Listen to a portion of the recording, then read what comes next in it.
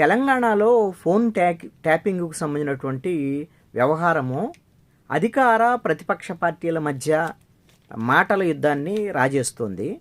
అక్కడ కాంగ్రెస్ బీఆర్ఎస్ మధ్య ఈ విధమైనటువంటి వివాదం మరింత రాజుకుంటుంది.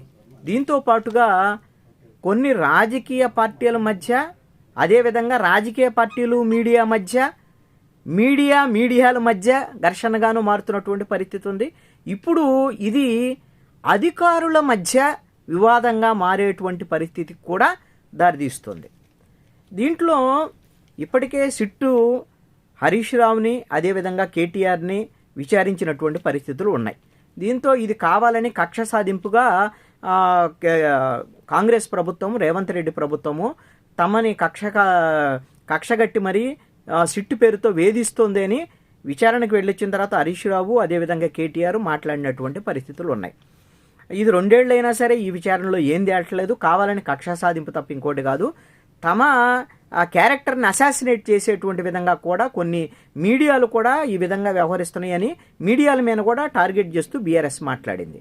ఇది మీడియా బీఆర్ఎస్కు మధ్య వివాదంగా మారుతున్నటువంటి పరిస్థితి ఉంది. ఇప్పుడు కొత్తగా సజ్జనారు హైదరాబాదు పోలీస్ కమిషనర్గా ఉన్నటువంటి సజ్జనారు బీఆర్ఎస్ నాయకుడిగా ఉన్నటువంటి ప్రవీణ్ కుమార్కు ఆర్ఎస్ ప్రవీణ్ కుమార్కు లీగల్ నోటీసులు జారీ చేశారు. ఎందుకు అనంటే ఈ విధంగా కేటీఆర్ని విచారించేటువంటి సందర్భంలో ఒక ప్రెస్ మీట్ పెట్టి ఆర్ఎస్ ప్రవీణ్ కుమారు ఫోన్ ట్యాపింగ్ చేయటం అనేటువంటిది ప్రభుత్వాలు నిరంతరంగా చేస్తూ ఉంటాయి, అది అన్ని ప్రభుత్వాలు జరుగుతాయని మాట్లాడారు.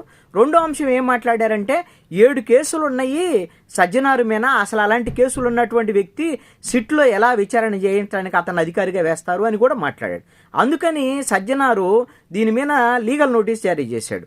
అసలు తన మీద ఉన్నటువంటి 7 కేసులు ఏంటి, ఆ 7 కేసులకు సంబంధించినటువంటి వివరాలు మీరు తెలియజేయండి, లేదు అంటే దీనికి సంబంధించి 2 రోజుల్లో కానీ మీరు రెస్పాండ్ అవ్వకపోతే మీ మీద కేసులు నమోదు చేయాల్సి ఉంటుంది, అంటే లీగల్గా చర్యలు తీసుకోవాల్సి ఉంటుంది అని సజ్జనారు ఆర్ఎస్ ప్రవీణ్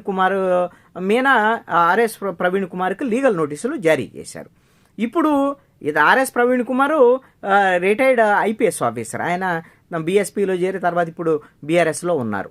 వీళ్ళిద్దరు అధికారులే, ఆయన మాజీ అధికారి, ఇప్పుడు సజ్జనార్ ప్రస్తుత కమిషనర్. వీళ్ళిద్దరి మధ్య ఇప్పుడు వివాదంగా మారుతున్నటువంటి పరిస్థితి ఉంది. అసలు ఈ సిట్టు కేంద్రంగా జరుగుతున్నటువంటి దర్యాప్తు అంశం అంతా కూడా మొత్తము తెలంగాణలో ఒక రాజకీయ దుమారం రేగుతున్నటువంటి పరిస్థితి ఉంది. మీడియా రాజకీయాల మధ్య ఘర్షణలు, అదేవిధంగా ఏబిఎన్ మధ్య వివాదం కింద, అదేవిధంగా ఇప్పుడు బీఆర్ఎస్ ఏబిఎన్ మధ్య వివాదం కింద మారుతున్నటువంటి పరిస్థితి.